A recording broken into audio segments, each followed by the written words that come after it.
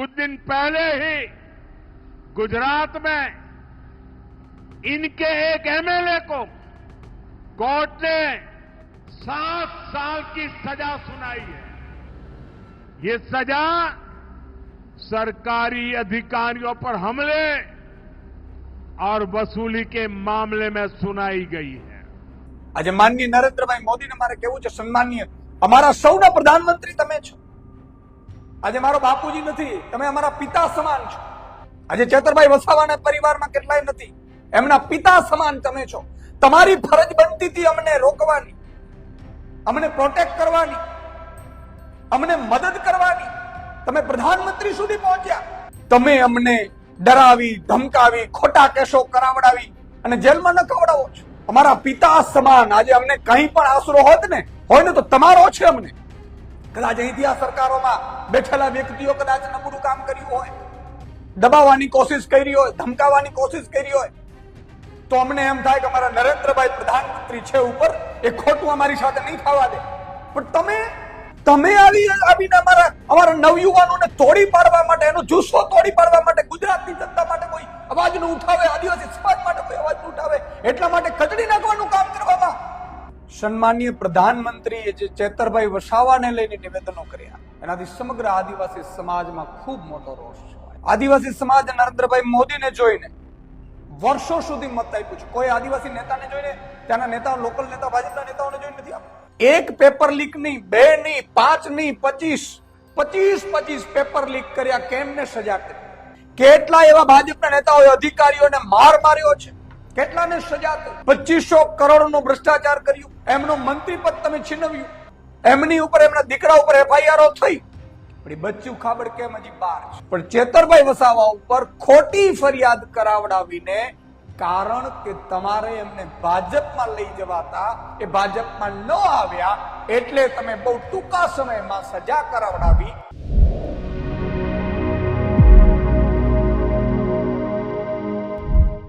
નમસ્કાર, તમે જોઈ રહ્યા છો ગુજરાત પ્લસ ન્યૂઝ અને હું છું મમલ।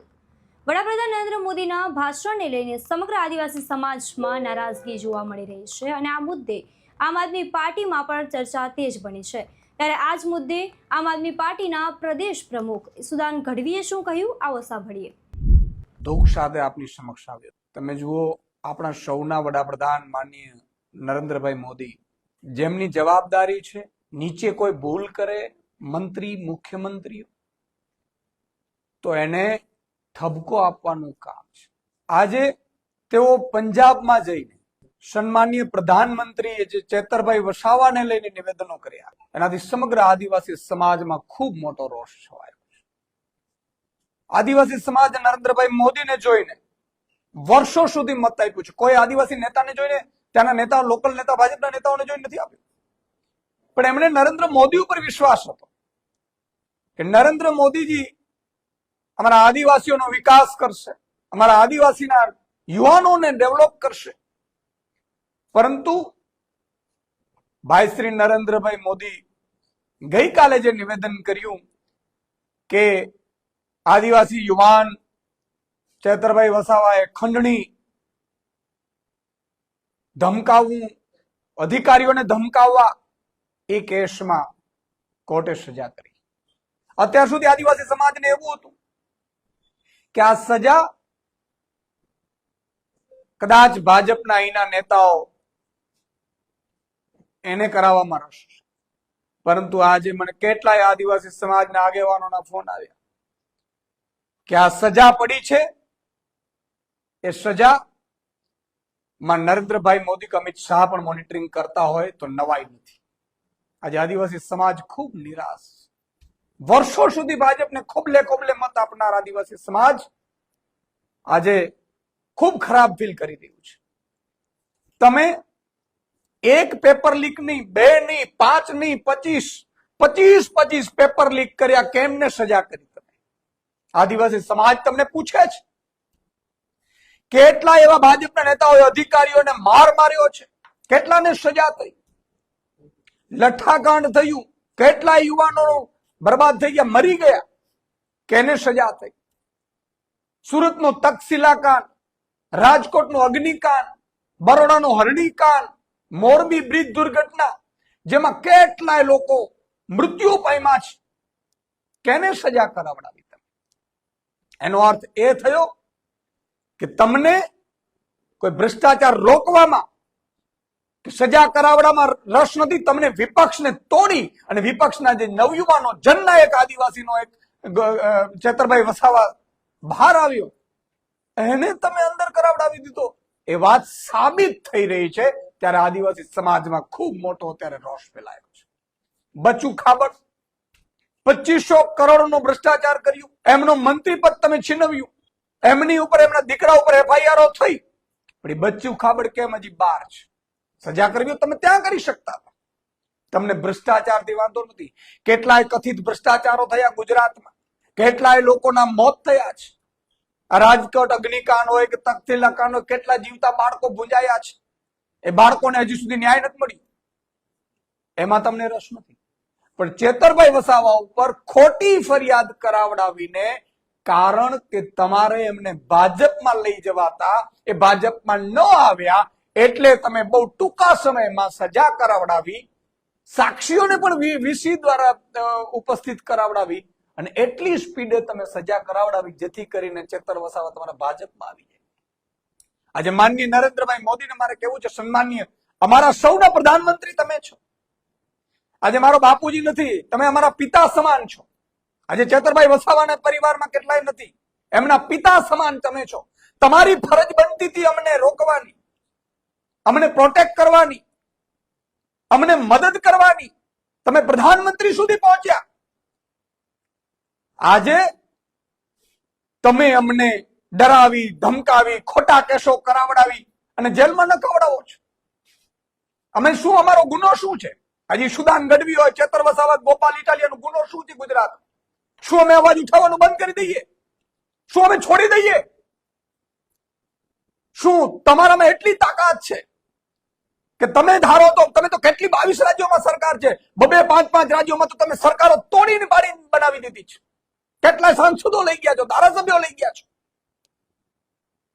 ત્યારે અમારા જેવા નવયુવાનો આ ગુજરાતની જનતા માટે લડે છે, આદિવાસી સમાજ માટે લડે છે, OBC સમાજ માટે લડીએ છીએ, ખેડૂતો માટે લડીએ છીએ, SC સમાજ માટે લડીએ છીએ, જે સમાજ ઉપર અન્યાય થાય છે એના સમાજ માટે લડીએ છીએ, આઉટસોર્સિંગ કર્મચારીઓ માટે લડીએ છીએ.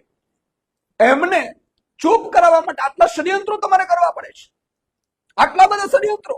અને એમાં તમે અમારા પિતા સમાન, આજે અમને કંઈ પણ આશરો હોત ને હોય ને તો તમારો છે. અમને કદાચ અહીંથી આ સરકારોમાં બેઠેલા વ્યક્તિઓ કદાચ નબળું કામ કર્યું હોય, દબાવવાની કોશિશ કરી હોય, ધમકાવવાની કોશિશ કરી હોય, તો અમને એમ થાય કે અમારા નરેન્દ્રભાઈ પ્રધાનમંત્રી છે ઉપર, એ ખોટું અમારી સાથે નહીં થવા દે. પણ તમે આવીને અમારા નવયુવાનોને તોડી પાડવા માટે, એનો જુસ્સો તોડી પાડવા માટે, ગુજરાતની જનતા માટે કોઈ અવાજ ન ઉઠાવે, આદિવાસી સમાજ માટે કોઈ અવાજ ન ઉઠાવે, એટલા માટે કચડી નાખવાનું કામ કરવામાં તમે મોનિટરિંગ કરો છો. એવું આદિવાસી સમાજ અને આખું ગુજરાત પૂછી રહ્યું છે. તમે, હું નથી કહી રહ્યો. પણ જે ગઈકાલે તમારું નિવેદન જોયું, અમારા રૂવાટા સૌના ઉભા થઈ ગયા કે આ શું થઈ રહ્યું. કદાચ અહીંના જે ચૂંટણી કદાચ હારતા હોય ભાજપના નેતાઓ, એમાં એ લોકો કરે તો વાંધો નથી. કદાચ અહીંયાના મુખ્યમંત્રી છે, એમણે કદાચ અમારા ઉપર ખોટા કેસ કરીને કે ભાઈ સરકાર બનાવી લેશે, એ બોને. પણ તમારે તો 22 રાજ્યોમાં સરકાર છે. તમે ધારો એ મુખ્યમંત્રીઓ મંત્રીઓને ઉપાડી ગયા છો. અને તમે એ જ છો પ્રધાનમંત્રી શ્રી નરેન્દ્રભાઈ મોદી કે જેમણે નિવેદન કર્યું હતું મહારાષ્ટ્રમાં કે આ અજીત પવારજી કરોડોનું કૌભાંડ કર્યું છે, એ અજીત પવારને તમે જ લઈ લીધું છે. હેમંત બિસ્વાને તમે લઈ લીધા છે, સુધાંશુ અધિકારીને તમે લીધા છે. ત્યારે અમે એમ પૂછીએ છીએ કે શું અમે ગુજરાતની જનતા માટે અવાજ ઉઠાવવાનું બંધ કરી દઈએ? શું ચેતરભાઈ વસાવા આદિવાસી સમાજ માટે અવાજ ઉઠાવવાનું બંધ કરી દે? શું અમારે કોઈ અધિકાર નથી? શું લોકતંત્ર જેવું રહ્યું નથી? હવે અમે નીકળીશું, અમારે ઉપર કોઈ FIR થશે, 2 વર્ષમાં 1 વર્ષમાં જેલ થઈ જશે એટલે અમને ડરાવશો? અમે પૂછવા માંગીએ છીએ માનનીય નરેન્દ્રભાઈ મોદી કે તમે 76 વર્ષના થયા છો. આજે મારો પિતાજી પણ આજે આ દુનિયામાં નથી હોત ને તો એ પણ 72-73 વર્ષના હતા.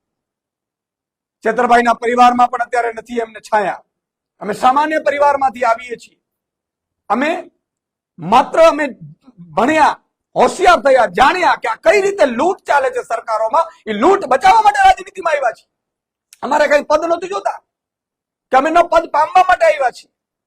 અને તમે જો પિતા સમાન, તમે જો અમને ખતમ કરવા માટે તમારે જો ષડયંત્રો કરવા પડતા હોય તો હવે કોની પાસે અમે રાવ ખાઈએ? અમેરિકાના ટ્રમ્પ પાસે અમારે જવું નથી. અમે તમને પ્રધાનમંત્રી માન્યા છીએ, તમે પ્રધાનમંત્રી શ્રી છો. તમે માત્ર ભાજપના પ્રધાનમંત્રી નથી. સરકારો આવશે જશે, સરકારો વહી જશે, પણ માનનીય પ્રધાનમંત્રી શ્રી, આજે ખૂબ દુઃખદાય છે જ્યારે કોઈ બાળક, 5 બાળકો, એમાં એક બાળક કદાચ અવાજ ઉઠાવે તો પિતાની ફરજ બને છે કે એને સાંભળવાની. આજે તમે પેપર લીક અટકાવી નથી શકતા. આજે સોનમ વાંગચુક કે 21 દિવસ સુધી પર્યાવરણવિદ, મેક્સસ વિનર એવોર્ડ વિજેતા, એમણે અનશન કરવું પડે છે. તમારા ધર્મેન્દ્ર પ્રધાન રાજીનામું નથી આપતા. એનો અર્થ એ થયો કે તમે લોકો આ ગુજરાતના યુવાનો માટે નહીં, ગુજરાતની પ્રજા માટે નહીં, ભારતના યુવાનો માટે નહીં, પણ તમે લોકો આ સત્તાઓ હાસિલ કરવા માટે, સત્તા બરકરાર રહે એના માટેના ષડયંત્રો કરો છો. મારે દુઃખ સાથે કહેવું પડે છે કે આજે આદિવાસી સમાજ ચેતરભાઈ વસાવાની સાથે છે.